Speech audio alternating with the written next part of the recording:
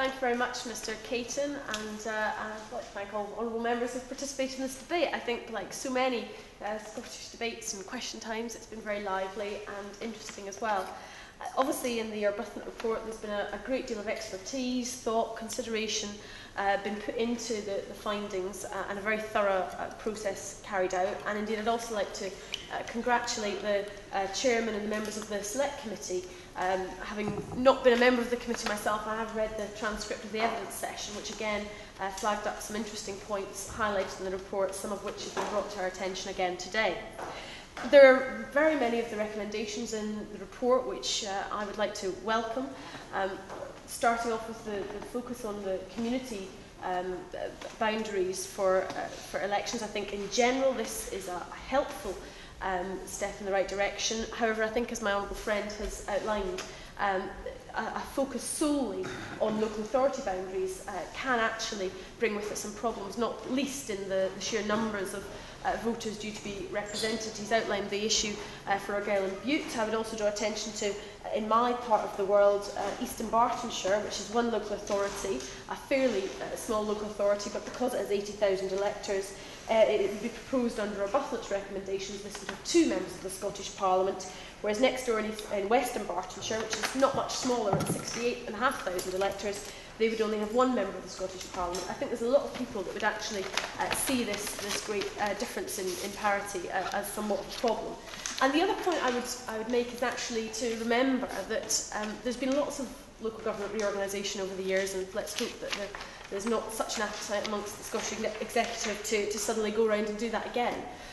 But that does mean that community boundaries are not always actually the same as local authority boundaries, and that areas that are in different local authorities but close together can actually have some affinity and share similar issues, whereas different parts of the same local authority can actually, in many cases, be very different and have different challenges facing them. I also welcome the recommendations that there should be much greater clarity on the regional vote, and in particular the moves to redesign the ballot paper, which have been also brought forward by the Secretary of State for Scotland. I think this does make it clearer for voters, and that is very important, particularly when we have had new voting systems in place in Scotland over the past few years. Making it as simple as possible for people to exercise their democratic right is obviously vital. I also welcome the move towards an open list system for the additional list members. The real importance of this is that it gives the power to the people and takes it away from the party hierarchies who can say one member or another will be at the top of the list. And obviously different parties have different ways of choosing the order of their lists. In my party, everything is democratic, and not just democratic, but everything is done by the single transferable vote. But I understand other parties have moved towards allowing every member in their areas to vote on this as well. But that still does mean that it's a fairly small section of the electorate in a particular area, i.e. those who are members of a particular political party, who will be deciding the order of the list. And in fact, there are many cases where the wider electorate may want to choose to have a different member who's perhaps slightly further down the list and give them their preference. And I very much welcome the suggestion that this should be implemented, and I hope that the members in this room today would also agree with that suggestion. Would the member recognise that one of the problems with that system, admirable though it might be, is that in reality what's going to happen is that members of the same party will end up fighting each other for their core vote, rather than having a political ding-dong between parties, and indeed it might very well transform elections under an open list system into some sort of personal beauty contest rather than a clash of ideas. Well, I certainly would not want that to be the outcome, but I actually think that a bit of healthy competition, even within parties, can be an excellent tonic. And also, I think it's clearly important that during an election campaign, the political ideas are discussed. But in certain political parties, there may even be differences of opinion within the political party, and there may be people who would rather, voters who would rather make their choice for a particular candidate on one ideological wing of a party rather than another. So it might actually mean that we do get more debate on those issues. On that particular point about allowing different ideological perspectives on the same list, is she not aware that in the past, it's certainly been the case with the Conservative Party, that they have not allowed people from different ideological perspectives on the same lists as others. Indeed, even allowed them, in terms of the European elections, to be on the same list of candidates. Now, I'm sure my own party would never consider doing anything like that whatsoever, but there are bad people that have suggested that. Well, I can't answer for the Conservative Party, nor would I attempt to figure out the bizarre structures of how they decide these things, particularly when it comes to Europe. I think it's difficult for us all to keep up exactly on where they're at with that this week. Moving on, I also welcome the recommendation to introduce a single transferable vote for the European elections. I was pleased when we did get the proportional representation brought in for the European elections, but I was very much dismayed that the type of proportional representation brought in was, in my view, of the least good sort, giving maximum power to party bosses and the minimum power to the voters who are actually able to choose. At least they do get a more representative crop of MEPs in terms of political affiliation, but what they don't get is to choose for themselves who the representatives should be. That is chosen by the party hierarchies, and certainly a move towards single transferable vote for Europe would help to solve that problem too. And I'm sure we would all welcome the moves within the Arbuthnot report towards e-counting for the next elections. I think with the complexities of the counting for the list and constituency systems, this will be helpful, and obviously it has to be implemented properly with testing in advance of the elections. And similarly, the moves and the attempts to move towards e-voting. I have slight more reservations about this because I think it's important that we make sure that any security issues are properly dealt with. But obviously, as we are moving into the 21st century, I think it's reasonable to suggest that we don't necessarily keep this exact same method of voting that we had in the 19th. Charles Walker. If she treasures democracy like I do, does she not believe it's not unreasonable to expect people once a year, once every other year, to get off their backsides and walk 500 yards or drive a couple of miles to the polling station? It seems to me that e-voting dumbs down the whole electoral voting system, or has the potential to. Well, the same arguments could be made for postal voting, and postal voting has been opened up over recent years, and there's certainly been some concerns in some cases, again with the security and fraud associated with that. But I would say that on the main, it's better if people find it difficult. I think with the lifestyles that are led often today, I mean, I'm sure we've all been in a situation where you've knocked on somebody's door and you find that somebody has been away from the house before 7 in the morning and isn't getting back until after 10 o'clock at night because of their work commitments that they wouldn't necessarily have known about long enough in advance or requested a postal vote. If we're going to allow postal voting, then I think being able to extend that across different ways might actually be reasonable. I think we too often argue about today's lifestyle, because I'm pretty sure our parents, grandparents and great-grandparents worked a great deal harder, a great deal longer than we did, for a great deal less. So I'm slightly suspicious about this lifestyle argument that they're all so busy. In fact, what we're probably doing is sitting down at the pub or sitting in a restaurant, when actually we should be just casting our ballot. Well, I'm not sure what the Honourable Gentleman would be doing, but I am just saying that there are cases where I think it is reasonable that somebody can make the argument that they can't get to the polling station, and certainly in terms of infirmity and medical condition, we all accept that is the case. If we're going to allow that by post, then I just think in the 21st century it is worth looking at other options of doing that, if indeed the security issues can be covered, and I do make that caveat because I think that is incredibly important. I also don't think, by the way, that this is some kind of answer for making participation easier. I don't buy the argument that people don't vote because it is too difficult by and large. I think we all, as politicians and members of political parties, have a great responsibility to actually reach out and engage more with electors, and we do that through election campaigning and our roles as elected members throughout the year. But I just think it's very important that's the way we're actually going to raise turnout. I also think the report's recommendations to better education and information about voting systems is important. I have the benefit of having chosen to study modern studies at school, which does give an excellent introduction to all the different voting systems. But obviously, in many schools, you have to make a choice between history, geography and modern studies, and so not everybody will get this opportunity, and we should be making sure that through citizenship education that all young people have got the basic information so that they know how to operate within the political system. David Mandel. Just on that point, in case the Honourable Lady was going to not mention it, but I'm sure I might be wrong. I would like to have a bit of clarification on where she and her party stands on the issue of the local government elections under STV being held on the same day as the Scottish Parliament elections. Joe Swinson. Certainly. The Honourable Member preempts me. I am indeed coming to that very point later on in my speech. Just wanted to move on to some of the issues that have been raised by other members in the debate. The Honourable Member for Glasgow South West, I think it's South West, raised the issue of coterminous boundaries, which was also mentioned by my honourable friend for Argyll and Bute. And I think that there is an issue here that perhaps hasn't fully been addressed by the report.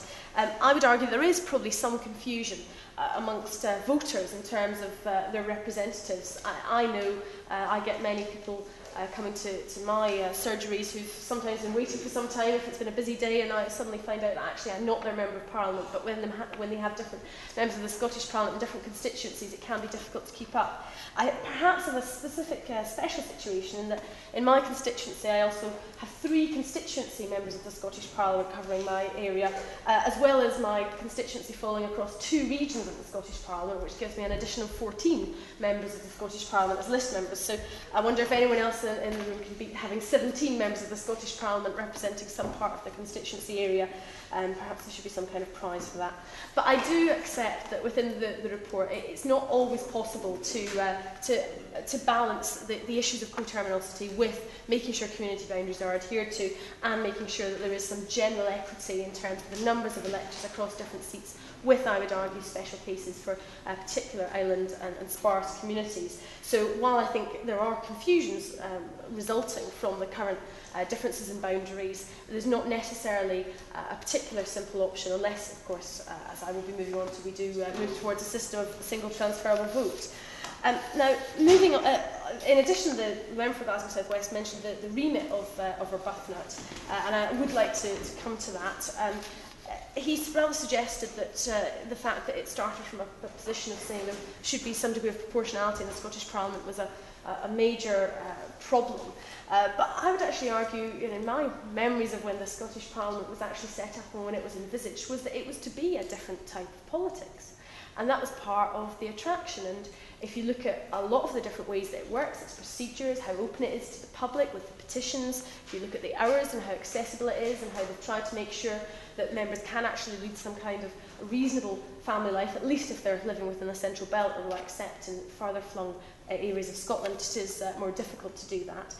But it has also been designed differently, that it is trying to be a more consensual parliament with a horseshoe shape rather than the very adversarial, combative style that we see here in Westminster. And people who have visited the Scottish Parliament will know just the contrast between this place and there is quite stark. Here everything is actually quite dark and lush carpets, and you go to the Scottish Parliament, it's light and it's airy and it feels very modern. I appreciate the building has caused some controversy and not everybody is a fan, but what I would say is that it is a very different type of feel in terms of the type of democracy that was envisaged, and actually I think that the consensual nature of that does rely to an extent on a proportional system, because that enables and in fact requires parties to work together on different issues within the Parliament. Do you not believe, does the Honourable Lady, I'm sorry, Mr. Caton, does the Honourable Lady not believe that robust debate is really the essence of democracy and allows us to get to the core issues of interest to the public? I have no problem with robust debate whatsoever, but I would just intimate that occasionally it is also perfectly in order to agree, and robust debate doesn't always mean the sort of the political bun fighting that we do get here in Westminster, and I think sometimes, frankly, our constituents get very turned off politics by the behaviour in the House of Commons. It is always a slight distress to me that the one bit of Parliament that tends to be broadcast most often is the half-hour slot of Prime Minister's questions, which, while incredibly entertaining, doesn't necessarily paint us in our best light. However, there are some parts of the report that I would disagree with. In particular, the findings of the report on decoupling the elections, and the Honourable Member for Dumfriesshire, Clydesdale and Tweeddale did make reference to this. And I am indeed glad that the Scottish Executive has indicated that they will be proceeding with holding both local and Scottish parliamentary elections on the same day. My concern with decoupling the elections is primarily one of turnout, actually. If you look at the local government election turnout, back in 1995, it was 45%, and when the elections were held on the same day as the Scottish Parliament, turnout actually increased to 59%. In fact, it was higher than the Scottish Parliament elections turnout on the same day by 1%. In 2003 it did drop back slightly to 49%, but it was still, that was as a result of a general drop in turnout, and it was still significantly higher than in 1995. So I do worry that by holding the elections on a different date, we might have the problem with drop in turnout. Not for the first time, Mr. Caton, am I confused, because the Honourable Lady's argument on turnout is actually precisely the opposite of the argument which her colleagues in the Scottish Parliament gave, one of the arguments they gave, for the introduction of the single transferable vote. I was a member of the committee that looked at that, and we were told that the electorate of Scotland would be so galvanised by the introduction of the single transferable vote in local government that they would turn out in their droves at local government elections when held under this system. And isn't the reality that her and unfortunately the Labour colleagues in the Scottish Executive, they're actually frightened of having the Scottish local government elections on a different day because they actually know STV will be a damp squid rather than actually returning hundreds and thousands of extra people to the polls? Well, I certainly think that making every vote count will be an additional incentive for people to go to the polls, but I'm sure he's as concerned about turnout as I am, and therefore would not decide to just settle on one solution for trying to increase turnout, but actually, if there are other ways that we can do that, those should be embraced as well. And that's why I think that in addition to having STV holding the elections on the same day does make sense. Lady give way. I am intrigued, and I really am intrigued. Why does she think that turnout for local council elections in Scotland is so much higher than in England? Because we're lucky if we get 32 or 35% in England, and you're talking well over 45%. Well, indeed, I mean, it was 45% even in 1995 before the elections were put on the same day. I'm not sure exactly what the reasons for it is. Perhaps people in Scotland are more politically aware. We're always hearing from members of the Honourable Gentleman's Party that the UK is being ruled by a Scottish Raj or whatever, so perhaps it's just an indication that Scottish people are intrigued by politics. But that may not be the case, and there may be research done on that that would be interesting to look at. But certainly, yes, sir. She's rather straying into giving ammunition to an argument that, frankly, she really should steer well clear of. She's comparing turnout of 45% in 1995 with 32% of the most recent English local elections. But I would argue, and I remember campaigning vigorously in the English local elections in 1995, there was a very high turnout. You can't compare what happened 10 years later with an election that happened 10 years before. But whilst I'm on my feet, can I ask her, does she believe it's axiomatic that the very fact of having an STV election will mean a higher turnout? And if she believes that, how does she explain the low turnout for the European elections under STV? Or under proportional system? The gentleman makes, the Minister makes his own point. The European elections are not held under STV, and as I've already pointed out, I actually think that it is not a great system of proportional representation. I think it's better than first past the post because it does allow more proportionality. Can I just probe on this? Is she actually saying then that people would turn out to vote if we replace the D'Hondt system with an STV? And this would explain an extra 100 or 200,000 people coming out to vote, that people are abstaining from casting a vote in a democratic election for a member of the European Parliament because they don't like the D'Hondt system or they prefer an STV system. That's what she seriously expects us to believe. I think there are many reasons why people are not necessarily even deliberately abstaining in a European election. I mean, I think it was a 24% turnout, 25% turnout in 1999. So it's not an election that, for many reasons, it's not an election which is covered much by the media. But I do think, as a general rule, the more people feel their vote counts, the more likely they are to go and vote. Just like we see in marginal constituencies, there is often a higher turnout because parties are campaigning more vigorously and people can see that their vote is more likely to make a difference. It is her contention that there is a hierarchy here, that under first past the post people don't feel their vote counts. Under the D'Hondt system it is more proportional, therefore people will feel their vote counts more. And then under STV you've got the better system so that people's votes absolutely count. Therefore one would expect Westminster elections to be lower, the elections under the D'Hondt system to be higher, and the STV for local county elections next year to be the highest of all. Can I wager her that that is exactly the opposite of what will happen? Can I say that I think that's far too simplistic a way of looking at the situation. I would say there's a hierarchy and that STV is the best situation, but I don't propose STV mainly as a way of increasing turnout. I propose STV for various reasons, which I will come to in a second. I think that When we look at the example of Glasgow, where there are massive Labour majorities, we see some amongst the lowest turnouts with the first past the post system, because people clearly know and feel that their vote doesn't matter. Where there are massive Labour majorities, what's the point of turnout in work? So of course there will be an increase in vote when we get to proportional representation in constituencies such as those. The Honourable Gentleman makes an excellent point, and I think there are issues with the European elections where, although a benefit of proportionality is introduced, there is the disbenefit, as I said, of the party still having a lot of control, and voters do not get to choose individual candidates, which I do believe that they do like to make that choice. So the solution, I would say, is to move to that type of system. Now, there's various arguments given against this, and in fact, one of the arguments that is suggested is that the Scottish people will be unable to work out these different systems if you have the elections on the one day. But actually, the systems are, in terms of voting, in fact, fairly simple. Now, as a Liberal Democrat, I obviously am interested in constitutional affairs and voting systems and so on, but I appreciate that's not necessarily representative of the population.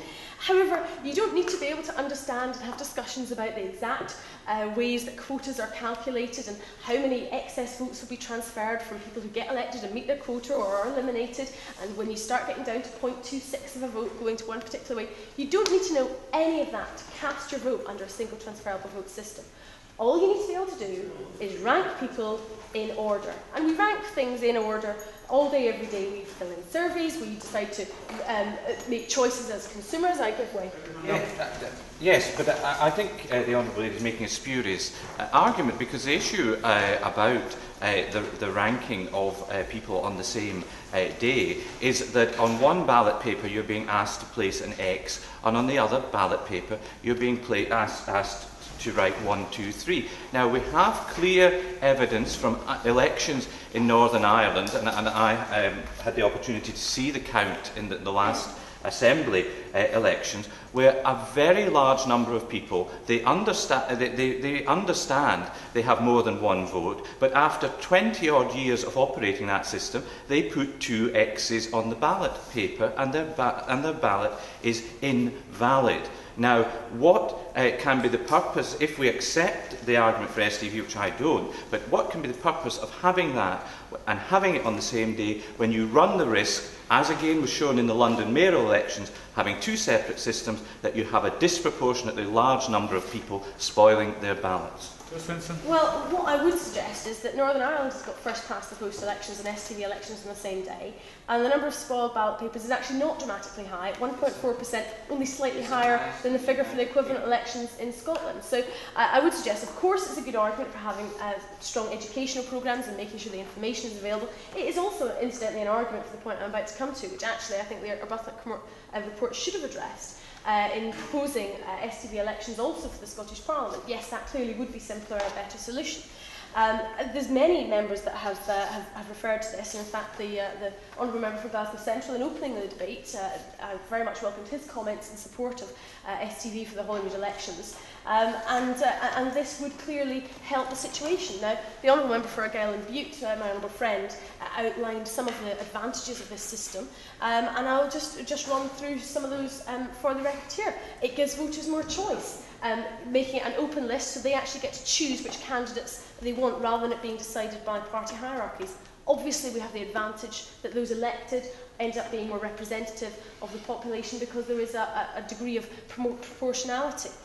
It also means that you do actually retain a constituency link, even though the constituencies are larger, and this is obviously one of the arguments that is often put against proportional systems, but by having a multi-member constituency, members do still have a responsibility and a link with their constituents, but voters also have the choice. If they do have a problem, they can decide which member that they will actually go to. And at the moment, I would argue, and I'm sure honourable members in this room are very assiduous in dealing with their constituents' concerns, but frankly, at the moment, if you're in a constituency and you contact your MP and they're a bit rubbish in dealing with it, you don't have much choice. Because as we all know, because of the protocols, if a constituent from someone else's constituency comes to us to ask for help, then we are actually constrained from doing so. By having multiple members in a particular constituency, then if one member doesn't give much help, then in fact somebody else can be approached for assistance. It also actually gives the voter the choice to support different parties if they so choose. Now, I'm sure all of us would campaign in elections and saying, use all your votes for Liberal Democrat candidates, or Conservative, or Labour candidates, or Nationalist those candidates, depending on the individual concerned.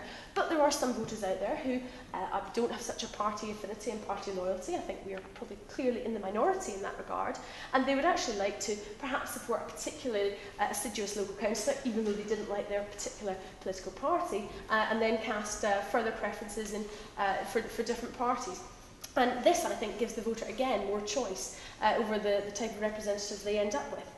I think it would also encourage more diverse candidates and therefore elected representatives.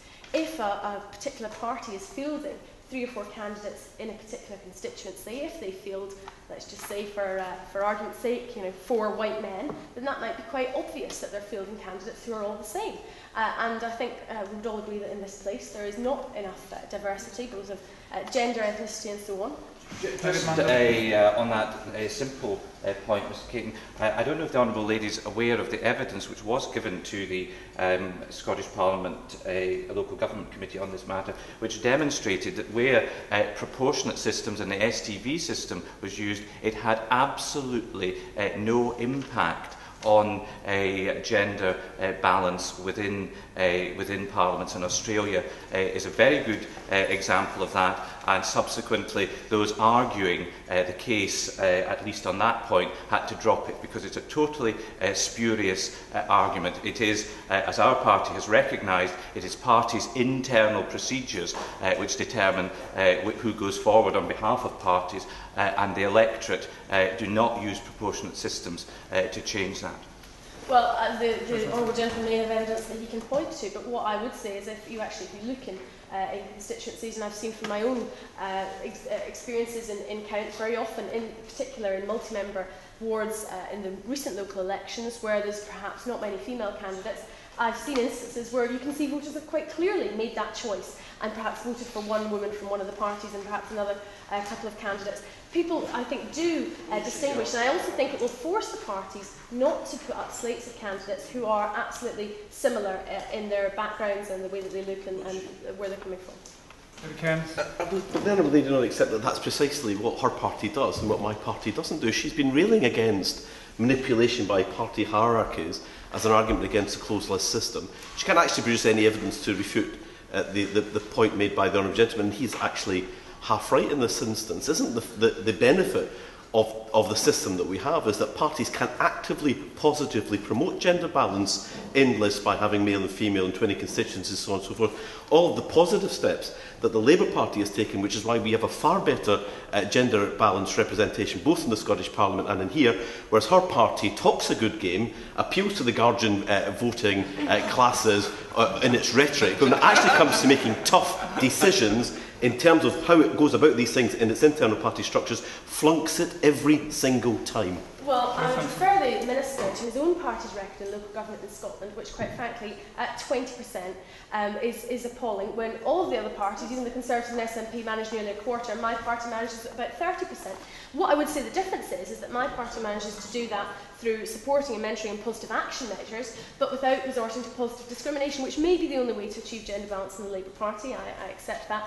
But I think there are other alternatives. And I absolutely agree that we need more women in this place, and I think my record on helping that to happen. What we're going to do about it, well, my party has its structures in place, and I'm very involved in those. A third of our MPs, there were new MPs at this election, were women, which has been a great step forward for our party. Yes, there is more to do. I absolutely agree with that. And I think that this is something which could actually help us to do that.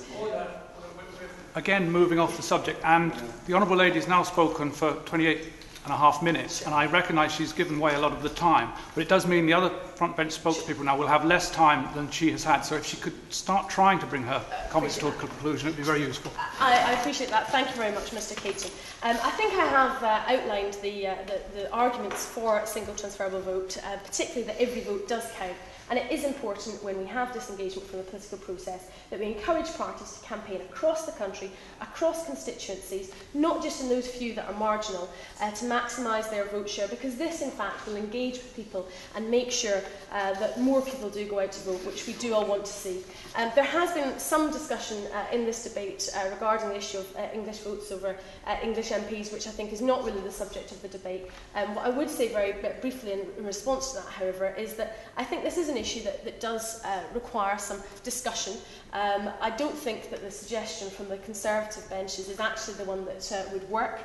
I think that, apart from anything else, the power is currently devolved, not ceded to the Scottish Parliament, and that would throw up different constitutional difficulties. And indeed, if the English were to have a de facto English government and English Parliament, as suggested by the member for Broxburn, meeting on a Monday and Tuesday, I think it would be unfair to impose that without actually allowing the English people to vote on that democratically in a referendum. Obviously, the Nationalists have a consistent stance on the issue with which I disagree, but I do think this issue does need some discussion. In fact, my party suggested a constitutional convention to see how devolution can actually evolve, because devolution is a process, it hasn't come to an end, and we do need to continue to work out how best to represent the needs of voters and how to put citizens first. Thank you very much. David Mundell.